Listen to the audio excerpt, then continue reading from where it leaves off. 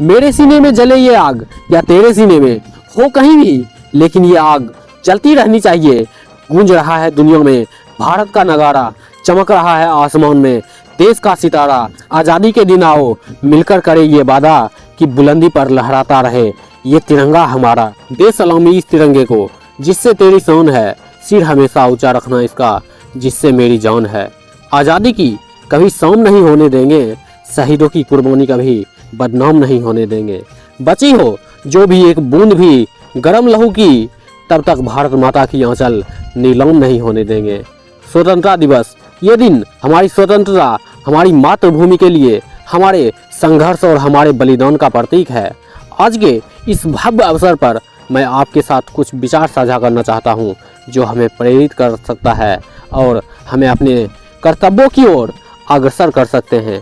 आज का दिन ये हम सभी को यह याद दिलाता है कि अगर इस देश के नागरिक हैं तो हमारी भी कुछ जिम्मेदारी बनती है अपने परिवार के लिए, अपने गांव के लिए, अपने देश के लिए, जो हमें कभी नहीं भूलनी चाहिए। ये 15 अगस्त, ये इंडिपेंडेंस डे हर वर्ष आता है, जिसको आज हम सेलिब्रेट कर रहे हैं ना, हमें यह आज याद रखने की ज़रूरत है कि ये आज़ादी हमें यूं ही नहीं मिला है। इस आज़ादी को प्राप्त करने के लिए हमारे देश के बहुत से स्वतंत्रता सेनानियों ने बलिदान दिया है।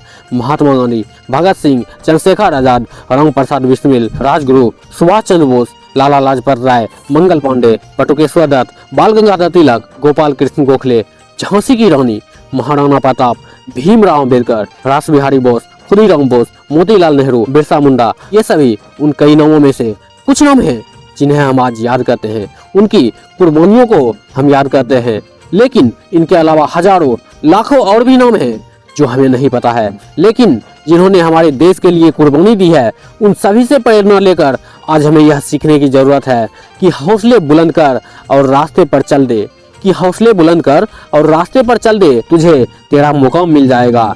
बढ़कर अकेला तू पहल कर, बढ़कर अकेला तू पहल कर, देख कर तुझको काफिला खुद ही बन जाएगा। कुछ नशा तिरंगे की मान का है, कुछ नशा मातृभूमि की शान का है। हम लहराएंगे हर जगह तिरंगा, नशा ये हिंदुस्तान की सम्मान का है। इस तिरंगे में सबसे ऊपर दिखने वाला केसरिया रंग देश की ताकत और साहस का प्रतीक है, और बीच में सफेद रंग शांति, सद्भावना और सभी धर्मों का सम्मान करना सिखाता है। सबसे नीचे हरा रंग देश के विकास और समृद्धि का प्रतीक है। झंडे के बीच में बने अशोक चक्र हमें निरंतर आगे बढ़ने के लिए प्रेरित करता है। भारत की संस्कृति को हमारे झंडे में देखा जा सकता है। आज हम उन महान फ्रीडम फाइटर की वजह से खुली हवा में सांस ले रहे हैं, लेकिन कई मामले में हम अब तक भी आज़ाद होकर भी आज़ाद नहीं हैं।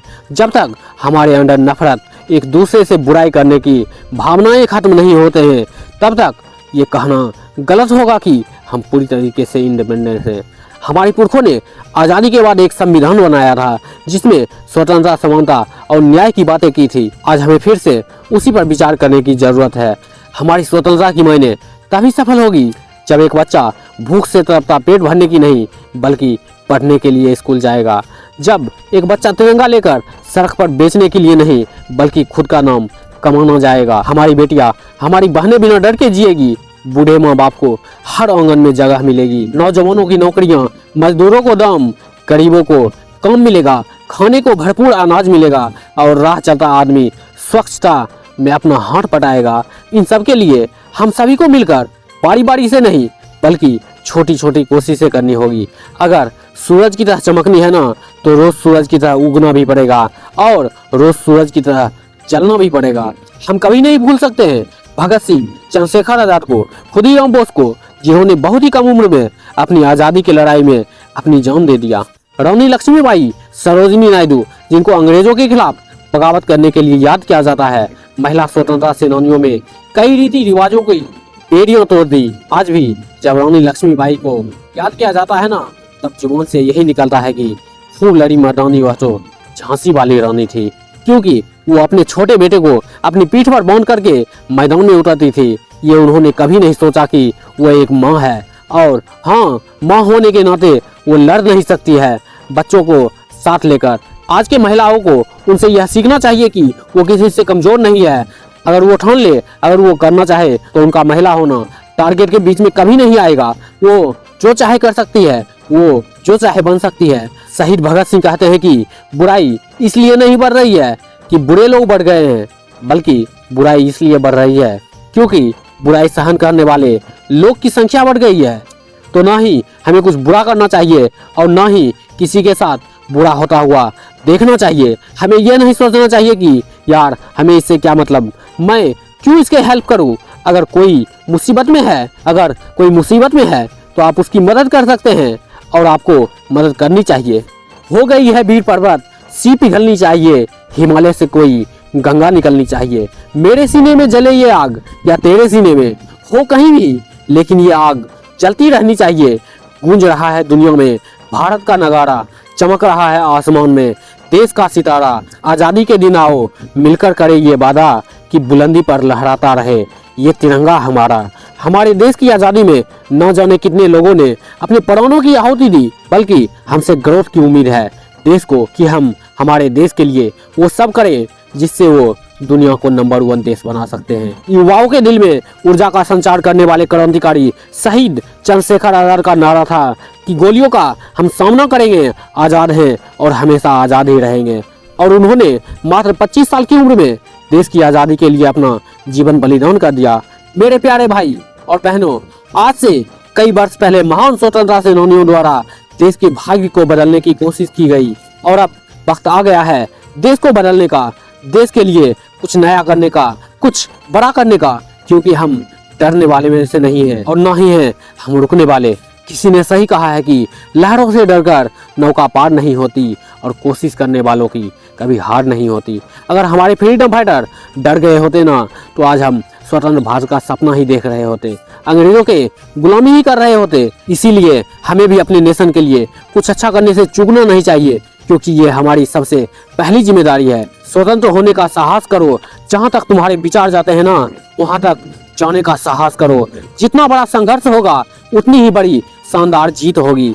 एक दिन आप खुद ही कहोगे कि मुश्किल बहुत बड़ा था लेकिन मैंने कर दिखाया।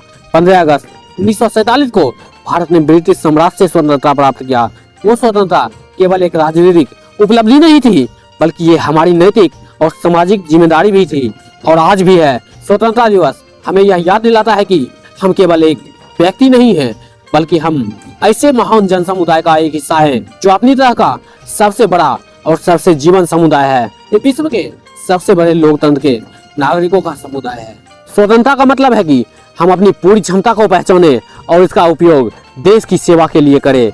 ये एक अवसर है आत्म प्रेरणा का, निष्ठा का और योगदान का। हमारी आज की स्थिति के पीछे कई वर्षों के मेहनत, बलिदान और संघर्ष की कहानी है। हमारे स्वतंत्रता सेनानियों ने एक ऐसा सपना देखा था जहां समानता, न्याय और समृद्धि हो। आज हमें उस सपने को साकार करने की जिम्मेदारी के साथ जिए जाए। हमें याद रखना चाहिए कि हमें हर व्यक्ति को, चाहे वो किसी भी जाति का हो, किसी भी धर्म का हो, किसी भी समुदाय का हो, उसे समान अवसर मिलना चाहिए। हमें अपनी सोच और विजन को प्रौढ़ करना होगा, समाज की समानताओं को दूर करना होगा। आज की भारत में कई नई चुनौतियां हैं जो मुझे बताने की जरूरत नहीं है। समस्याओं का समाधान केवल नीतियां और योजनाओं से नहीं होगा, बल्कि इससे हमारे पर्सनल एफर्ट का सबसे ज्यादा इम्पोर्टेंट रोल है। मैं अपनी जिम्मेदारियों को समझता हूँ और देश की प्रगति में सक्रिय योगदान देना होगा। हमें अपनी युवा पीढ़ियों को प्रेरित करना होगा कि वो समाज के सकारात्मक बदलाव लाने का प्रयास करे। शिक्षा और कौशल पर ध्यान देना अति आवश्यक है ताकि हम सशक्त और आत्मनिर्भर भारत का निर्माण कर सके। भारत की प्रगति को देशवासियों से, युवा पीढ़ियों के सपने से शक्ति मिलती है। विकास की अनंत संभावनाएं देशवासियों का प्रतीक्षा कर रही है। स्टार्टअप से लेकर खेलकूद तक हमारे युवा ने उत्कृष्टता से नए आसमान में उड़ान भरी है। स्वतंत्रता केवल अधिकार नहीं है, बल्कि कर्तव्य का ये संग्रह है। प्रत्येक नागरिकों को अपने कर्तव्यों को समझना और निभाना चाहिए। ये कर्तव्य केवल वोटिंग तक सीमित नहीं है, बल्कि समाज की सेवा, कानून का पालन, नैतिक का स्थापना तक फैला हुआ है। एक जिम्मेदार नागरिक बनने के लिए हमें अपने छोटे छोटे कार्यों को ईमानदारी और निष्ठा से करना होगा। हमारी विविधता में एकता ही हमारी भक्ति है। एकता और भाईचारे की भावनाओं को बढ़ावा देना हम सभी की जिम्मेदारी है।